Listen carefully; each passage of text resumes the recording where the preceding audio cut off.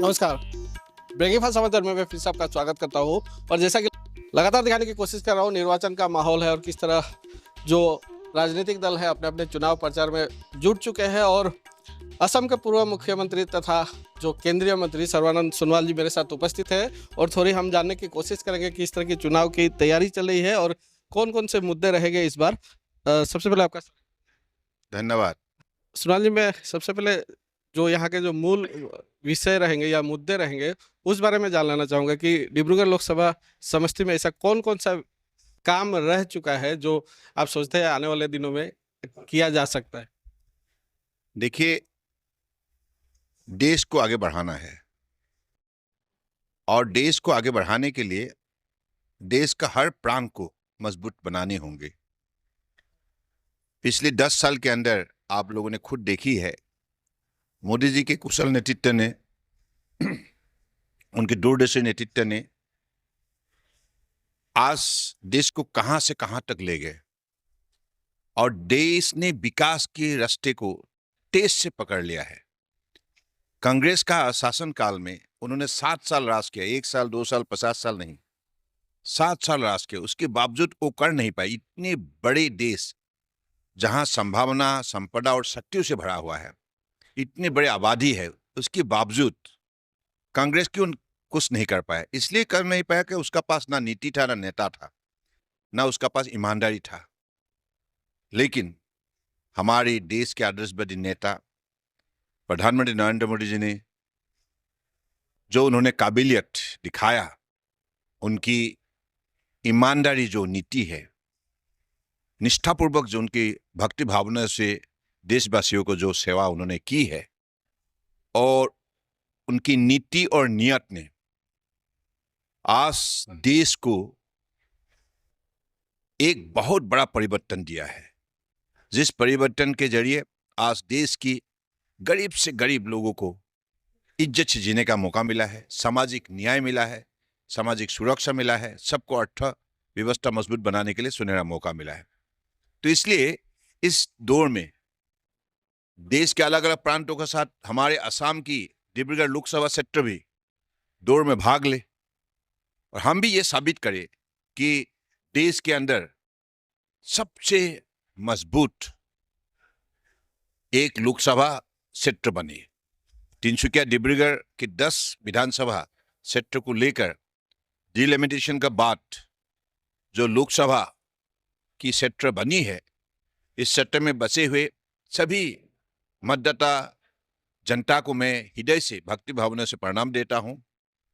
और हमारे इस मतदाताओं ने पिछली बार मैं जब यहाँ 2004 में कॉन्टेस्ट किया था तो बहुत बड़ा सहयोग उन लोगों ने दी थी।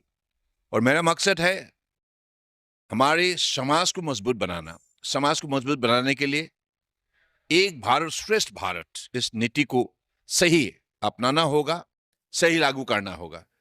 तो हमारे समाज में लोकसभा क्षेत्र में जो भी अलग अलग संप्रदाय के लोग बसे हुए हैं, असमिया हो, बंगाली हो, बिहारी हो, मारवाड़ी हो, पंजाबी हो, है ना, नेपाली हो, अलग अलग असमिया की जनगोष्ठी हो, हिंदू हो, मुसलमान हो या क्रिस्तान हो या बुद्धिस्ट हो, सिख हो, सभी को एक साथ लेकर हम देश को मजबूत बनाने का काम करें और उनकी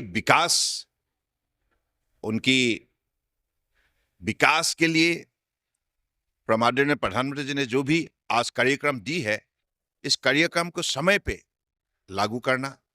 और सबसे बड़ी बात है हमारे हर वर्गों के बीच में हमदर्दी, सद्भावना बने रहे, दोस्ती बने रहे और हमारे बीच एक साथ मिलके काम करने का एक स्पिरिट बने रहे।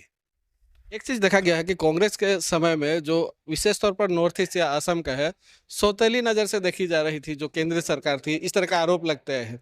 आपको क्या लगता है कि बीजेपी के दिनों में किस तरह असम की मर्यादा बढ़ी है, या जिस तरह जो केंद्र की जो प्रतिनिधि की दल जो यहाँ उपस्थित होती है, इससे यहाँ की समस्याएं कितनी समाधान होने में सुविधा होती है आपको लगती है? बहुत कुछ हुआ है। आप देखिए, पुल गिनती कीजिए, ब्रह्मपुत्र के ऊपर जो पुल बने हैं, पहले एक एक पुल के लिए हमको आंदोलन करना पड़ता था। अब आंदोलन का कोई जरूरत नहीं, बिना आंदोलन से अभी नया 8 पुल अनुमोदन दी गई है ब्रह्मपुत्र को। और जो भी पुल कांग्रेस के शासनकाल में शुरू हुई, फाउंडेशन, आधारशिला, उनके कार्यकाल में उसको पूरा नहीं किया। लेकिन मोदी जी आते ही तुरंत हर कांग्रेस का कार्यकाल में शुरू हुई जितना भी पेंडिंग प्रोजेक्ट थे सबको पूरा करने का काम किया।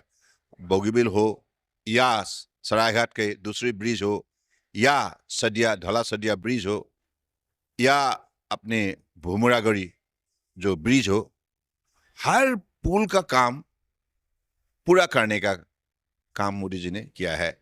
और सबसे बड़ी बात है, उन्होंने नॉर्थ ईस्ट को अष्टलक्ष्मी का नाम से उनका पहचान दिलाया है। और इससे उन्होंने हर नॉर्थ ईस्ट में बसे हुए 8 प्रदेश के लोगों को ऐसा अनुभव जगाया कि आप देश का प्रमुख बिंदु बन सकते हैं, सबसे विकास, सबसे विकसित एक इलाका बन सकते हैं और साउथ ईस्ट एशिया का एक ऐसा हब बन सकते हैं जिससे भविष्य में देश को शक्तिशाली बनाने में नॉर्थ ईस्ट बहुत बड़ा योगदान दे सकते हैं। और आपने देखा है जो नीति अपना है एक्ट ईस्ट पॉलिसी के जरिए हर केंद्रीय मंत्री को हर 15 दिन के अंदर नॉर्थ ईस्ट दौरा करने के लिए उन्होंने निर्देश दिए है। हर वरिष्ठ अधिकारी को भारत सरकार की नॉर्थ ईस्ट भेजा है ताकि उन्होंने यही कहा कि नॉर्थ ईस्ट की लोगों को दिल्ली में आकर महीना भर कोई मंत्री के लिए, कोई अधिकारी के लिए, उनकी मुलाकात के लिए उनको इंतजार करना ना पड़े।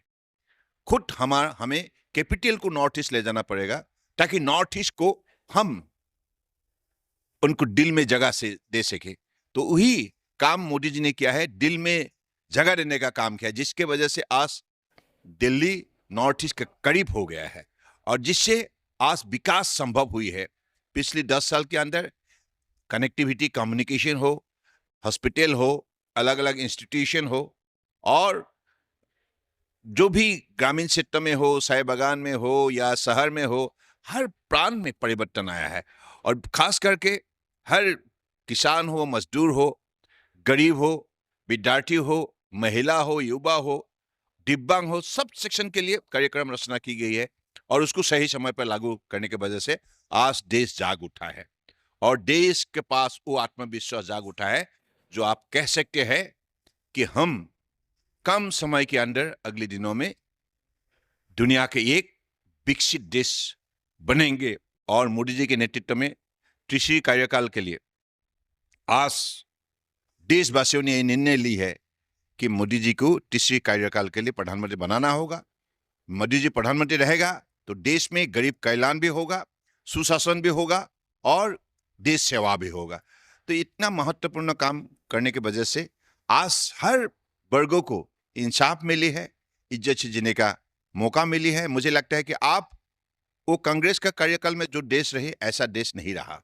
इसलिए मुझे लगता है कि हम अगर डिब्रूगढ़ लोकसभा के लोग एक साथ मिलकर इस कार्यक्रम को आगे बढ़ाने के लिए अगर हम भी बल दे, सहयोग करें, मुझे लगता है कि आप देखते रहिए, ये ऐतिहासिक एक लोकसभा क्षेत्र है। ब्रिटिश के ज़माने में हमारे देश के अंदर सबसे ज़्यादा रेवेन्यू देने का काम अगर किसने किया था, तिनसुकिया डिब्रूगढ़ में किया था। तो इतना बड़ा प्रसिद्ध एक उनका गरिमामय एक पहचान है देश के अंदर, दुनिया के अंदर। तो अगले दिनों में इसको और भी मजबूत बनाने का काम हम करेंगे, सबको साथ लेकर। जितना भी यहाँ वर्गों के लोग हैं, संप्रदाय के लोग हैं, सबको साथ लेना होगा। सबका साथ, सबका विकास, सबको इज्जत देना होगा, सबका मनोबल बढ़ाने का काम करना होगा, सबको इंसाफ देना होगा और सबको इज्जत से जीने का एक माहौल देना होगा। ये कार्यक्रम हमारा है और रहेगा। एक चीज जो देखा गया था, जिस तरह टेररिस्ट का जो आतंक था नॉर्थ ईस्ट में या असम में विशेष तौर पर कहे, व्यवसायी समाज ट्रस्ट हो चुका था और काफी राहत मिली आपके समय में। जिस तरह का बातचीत चला, जिस तरह आज जो प्रोसेस में चल रहा है, व्यापार से जुड़े लोग जो है उनको कितनी राहत मिली है और इससे व्यापार कितना बढ़ेगा आपको लगता है? देखिए, बहुत बढ़ रहा है क्योंकि हमारे कार्यकाल में आपको मालूम है advantage Assam global investor summit पहली बार के लिए आयोजन की गई थी बहुत सफल रहे और इससे निवेश बढ़ने लगा है। और आज जो शांति का माहौल है, ये अशांति का अगर किसी ने एक माहौल खड़ा की थे वो कांग्रेस ने अपने खुदगर्जी के लिए, अपने स्वार्थ के लिए उन्होंने देश को बर्बाद करने का काम किया 7 साल में। उन्होंने इसलिए देश को नहीं जोड़ पाया। देश को अलग अलग संप्रदाय के नाम में, जाति के नाम में, धर्म के नाम में वो अलग अलग करने लगे, तो देश को कमजोर बनाने का काम किया। लेकिन मोदी जी ने सबका साथ सबका विकास नीति को लेकर देश को मजबूत बनाने का काम किया है। और अब देखिए असम में भी हो, नागालैंड में भी हो, हर प्रांत में जो अलगाववादी थे उनका एक्सट्रीमिस्ट का भी साथ, उनको बातचीत करके उनको ने मेन स्ट्रीम में लाया गया है और शांति का माहौल बने। शांति बनने के वजह से आज विकास संभव हुई है और व्यापारियों को भी एक माहौल मिली है कि वो आराम से ईज ऑफ डूइंग बिजनेस ऐसा माहौल में वो काम करे। तो अभी तो इन्वेस्टमेंट जबरदस्त होने लगा है। कुछ दिन पहले आपने देखा है सेमीकंडक्टर के सिलसिले में टाटा जैसा प्रसिद्ध कंपनी आया है, 27,000 करोड़ का इन्वेस्टमेंट हुई है।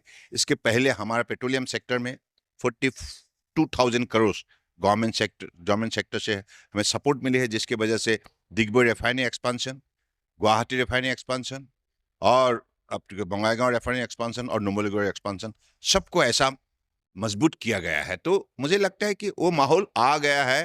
अब असम पीछे देखेगा नहीं, सबको साथ लेकर असम आगे बढ़ते जाए। सर, अंत में एक सवाल का जवाब लेना चाहूँगा, आपका प्रतिक्रिया उस पर लेना चाहूँगा।